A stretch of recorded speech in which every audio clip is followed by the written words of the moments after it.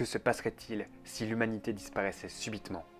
Sous la diminution de la consommation, les 438 centrales électriques construites partout dans le monde se mettront en mode sécurité, arrêteront de fonctionner et la quasi-totalité du monde serait plongée dans le noir. Les panneaux solaires seront rapidement recouverts de poussière et ne fonctionneront plus non plus. 2 jours après notre disparition, les pompes de protection des eaux souterraines ne fonctionneront plus et le métro par exemple serait complètement inondé.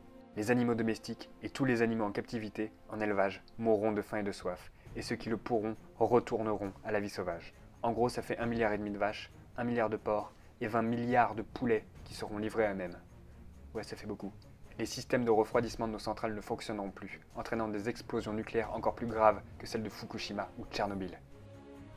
Après 1 an, les satellites en orbite autour de la Terre s'écraseront. Les villes deviendront des forêts, les ruisseaux et les marais regagneront leur lit d'origine. L'air, de son côté, sera alors beaucoup moins pollué. Dans certaines villes, la visibilité à longue distance sera ainsi 7 fois plus importante qu'elle ne l'est actuellement. Des villes comme Dubaï ou Las Vegas seront complètement englouties sous le sable. Le désert reprendra ses droits, tout comme la nature, en général. Maintenant, tout notre savoir qui se trouvait sur des disques ou autres mémoires numériques est totalement irrécupérable. Les technologies sauvegardées sont désormais perdues, sauf les gravures de l'ancien temps. 300 ans après notre disparition, la tour Eiffel, les barrages, les ponts suspendus et les immeubles s'écroulent. Le canal de Panama se referme et les 2 parties de l'Amérique sont à nouveau réunies. Après 10 000 ans, les pyramides et les constructions humaines comme la Grande Muraille de Chine, le tunnel sous la Manche et les sculptures représentant les présidents américains sur le mont Rushmore sont les dernières constructions de l'homme encore existantes. 50 000 ans après la disparition de l'homme, la seule trace qui reste de lui sont des morceaux de verre ou de plastique.